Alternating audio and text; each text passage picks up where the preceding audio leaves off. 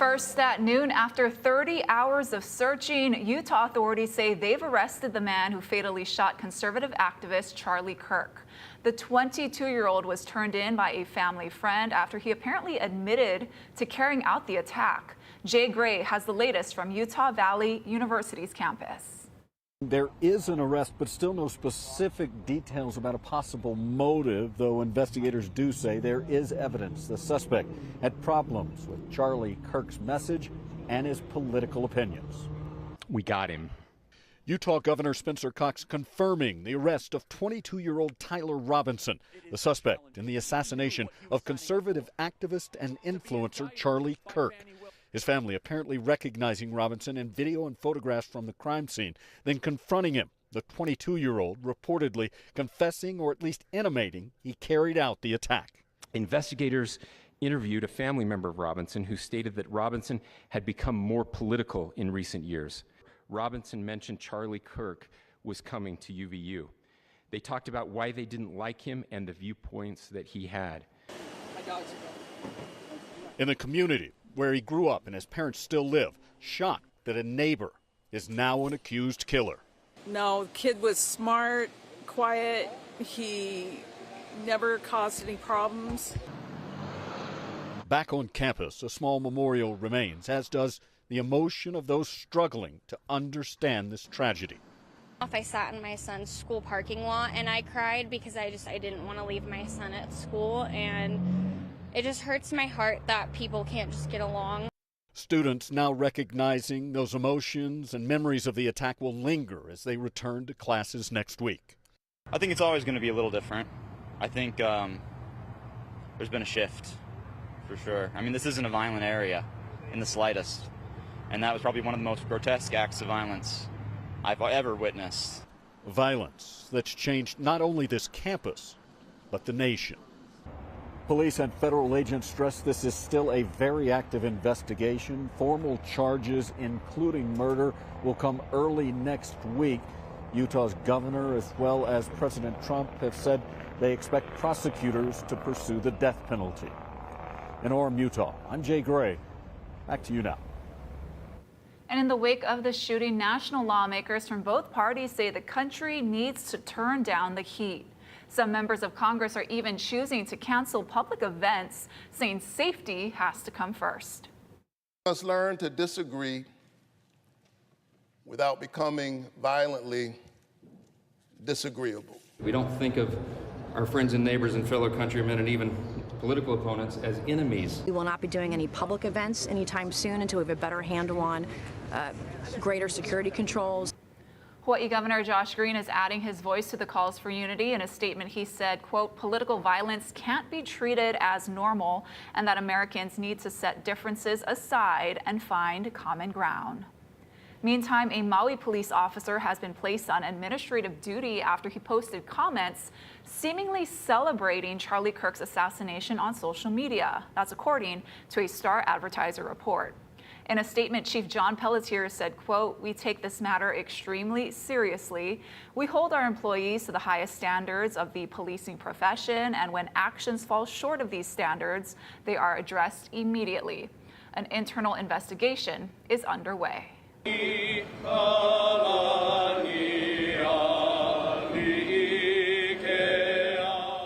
Now to a rally to defend Kamehameha schools was held at the state capitol today.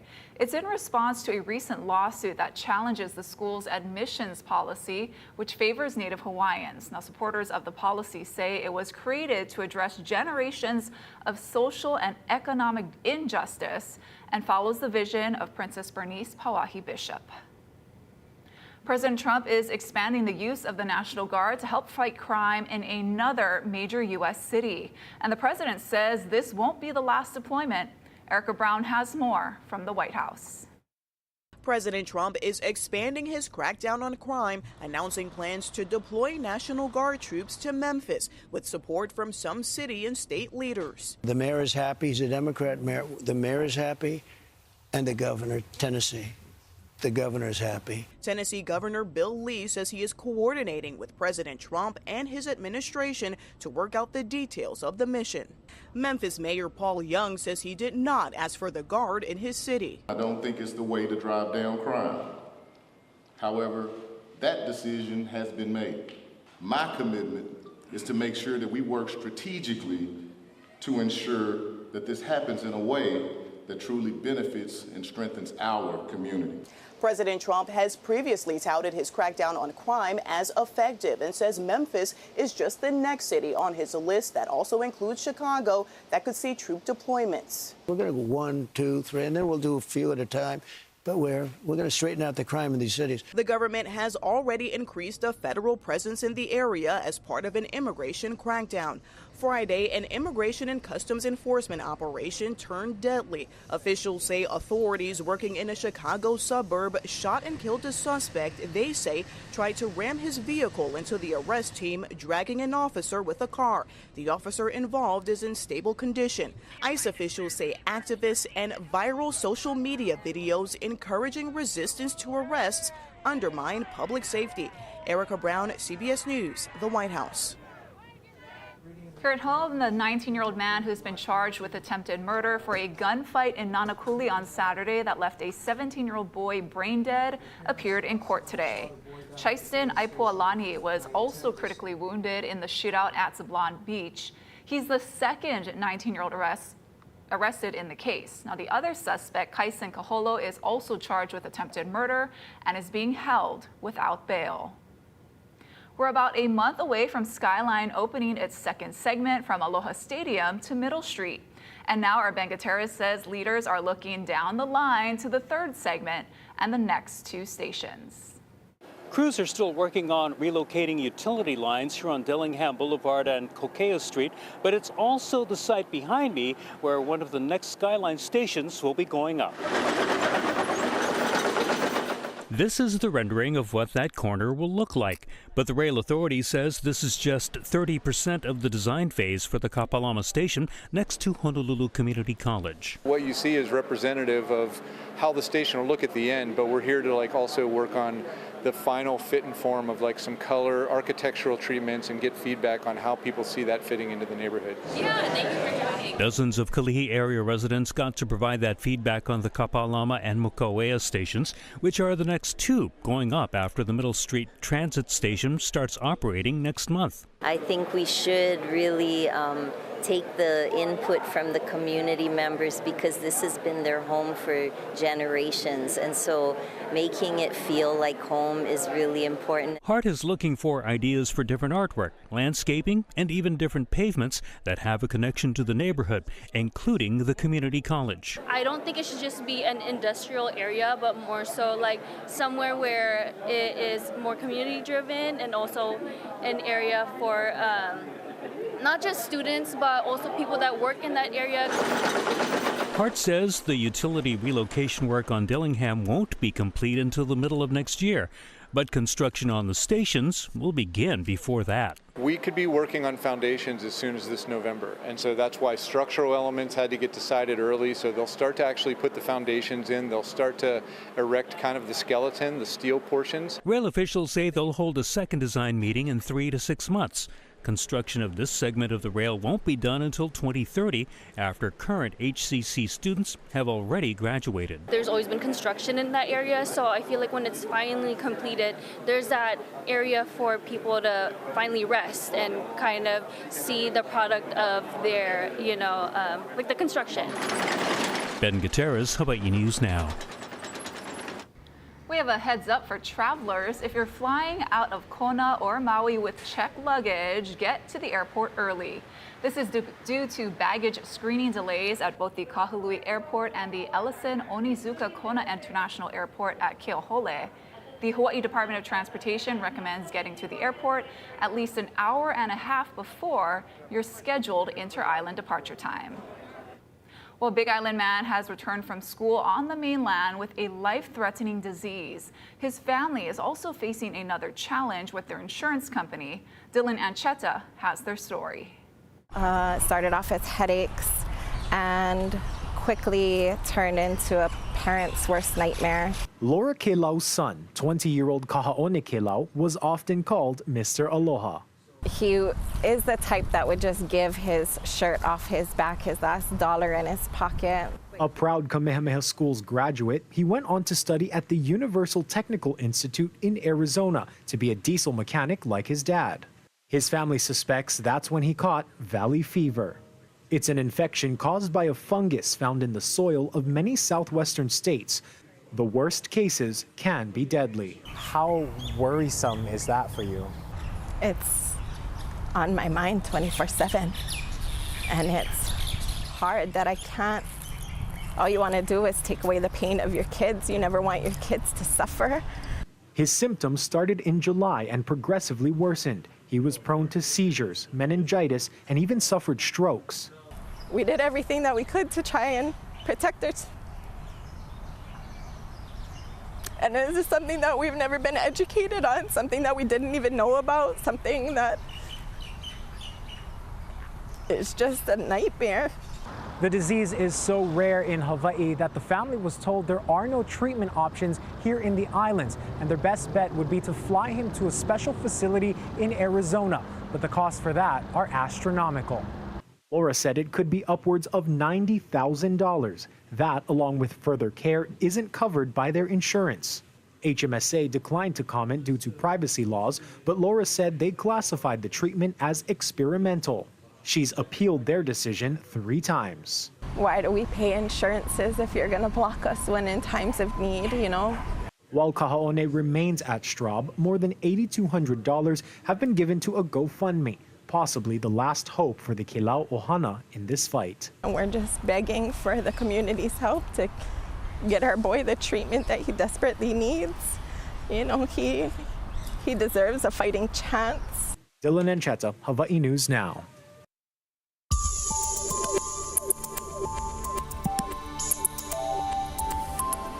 How's it on this Friday? It's going to be a beautiful day today. Maybe some rainbows in the morning because we do have a few light showers this morning. But don't expect a lot of rain for the next several days. We'll see lots of sunshine, though. So it's going to be a gorgeous day today. Let's say it's going to be the best weather on the planet. Surf's not too shabby as well. We got a small pulses moving into northwest and south shores. And with the returning trade winds, east shores will be a little bit choppy on that wind swell at 3 to 5 feet. Hi. Well, salvage operations have continued this week on the USS Arizona Memorial. Navy crews are removing 2 mooring platforms constructed on the hull of the sunken battleship. One of the platforms partially collapsed back in 2023. That's why the Navy decided to remove them to prevent possible harm to the USS Arizona, its memorial, and the environment. So the work that we're doing right now is an effort to preserve the structure of the battleship Arizona. This time, no visitors are allowed on the Arizona Memorial. The Navy hopes to have the salvage operations completed by the end of the month. Ahead on This Is Now, why are football fans on the lookout for young seabirds on Kauai? Plus, how a high school reunion's helping a small town in the Pacific Northwest. We'll be right back.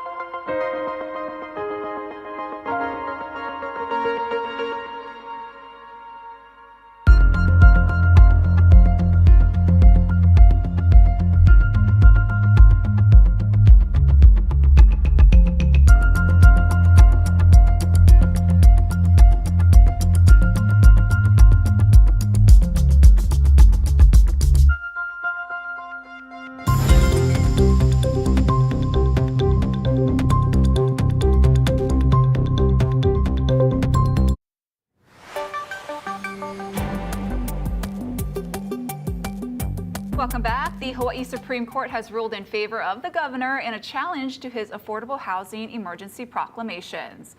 The High Court yesterday issued the decision saying they do not exceed the governor's powers.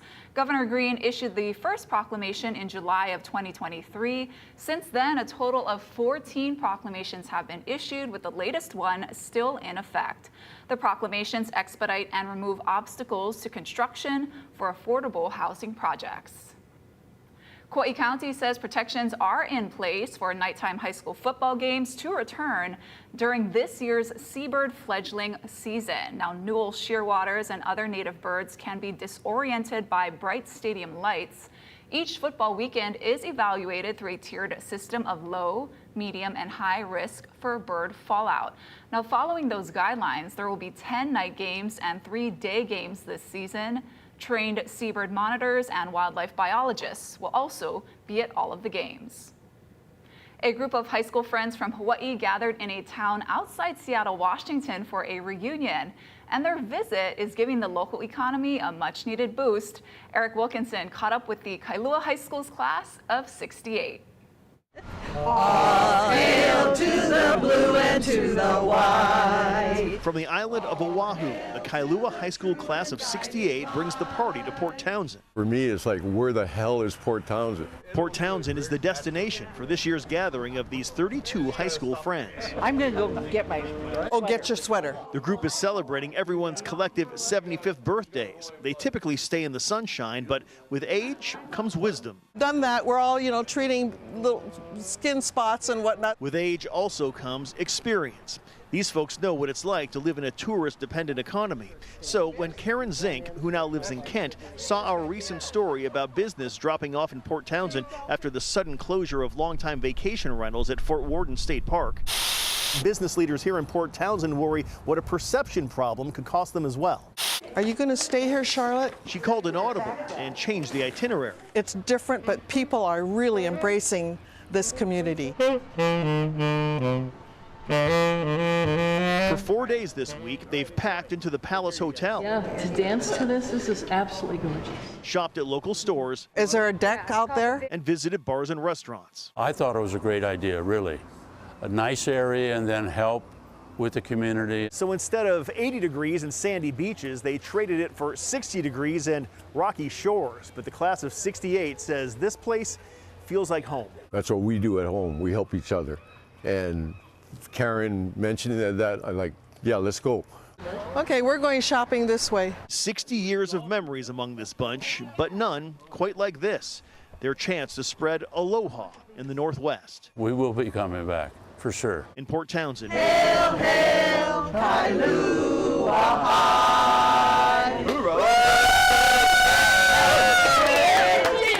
Eric Wilkinson, King 5 News. What a great story. All right, let's take a live look outside with our tower cam, looking at Honolulu Harbor on this Aloha Friday.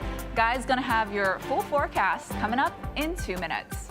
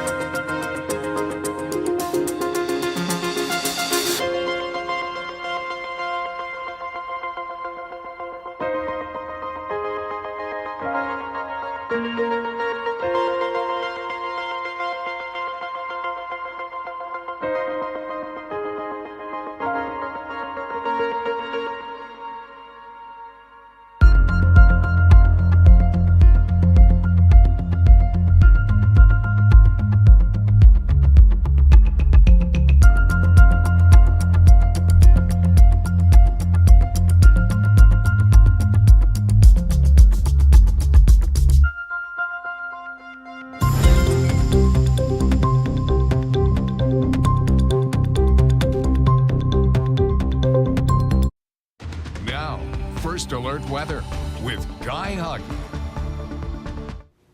How's it on this Aloha Friday? The weather's looking wonderful going into the weekend. However, we could use more rain.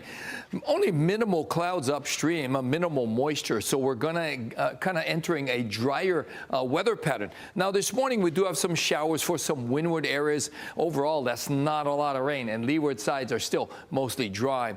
And these winds will run at breezy levels today and tomorrow, maybe easing up a little bit over the weekend. Overall, it's going to be very, very beautiful. Best chance for rainbows will be this morning with a few scattered showers. After that, things will dry up. We'll get lots of sunshine, and those winds running brisk today and tomorrow at 15 to 20 miles an hour.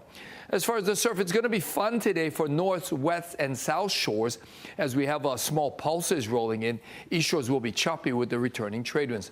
So we got a long stretch of sunny, mostly dry weather. There will be some stray windward and Mauka showers in the morning and in the overnight hours, but overall significant rainfall not expected. So it's a long run of the best weather on the planet, but we could use more rain.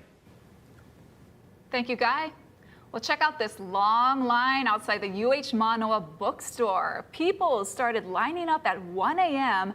to get their hands on the special edition collaboration between UH and the Aloha collection. There are several styles of tote bags and pouches, and the prints include a green and white palaka, vintage UH logos, and more. The first person in line says it was worth the wait. I wanted to beat the students who live here. And I'm a nighthawk anyways. I'm a vampire, so I'm up anyway, so it worked out best for me. I got 2 of everything, and it's a lot, but I work hard. UH says they're already sold out in stores, but you can pre-order online at the bookstore's website at 5 p.m. today. Head to Hawaii News Now for more details. Lights, red carpet, stars. I'm Dina Demetrius with a preview of how it all comes together for the 77th Annual Emmy Awards this Sunday on CBS.